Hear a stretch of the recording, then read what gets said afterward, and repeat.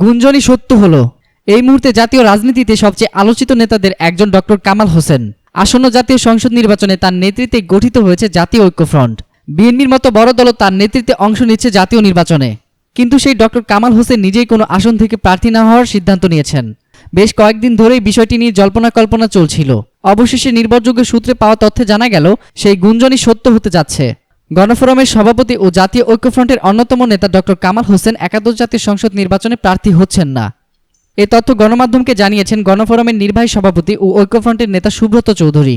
আজ দুপুরে ঢাকা বিভাগীয় কমিশনারের কার্যালয়ে রিটার্নিং কর্মকর্তার কাছে মনোনয়ন ফর্ম জমা দেওয়ার সময় সুব্রত চৌধুরী বলেন, উনি আমাদের নেতা, বয়স ও শারীরিক অবস্থার কারণে নির্বাচন করবেন না, এটা আগেই বলেছেন, তবে তিনি আমাদের নেতৃত্বে থাকবেন। গণফোরামের নির্বাহী সভাপতি বলেন, নির্বাচন নিয়ে আমরা দিন দিন হতাশার দিকে যাচ্ছি। ইসির আচরণে মনে হচ্ছে তারা প্রশ্নবিদ্ধ নির্বাচন করতে যাচ্ছে। তারা গত 5 জানুয়ারির মতো আরেকটি নির্বাচনের মানসিক প্রস্তুতি নিয়ে রেখেছিল। আমরা ঐক্যফ্রন্ট গঠনের মাধ্যমে নির্বাচনী জোয়ার তৈরি করেছি।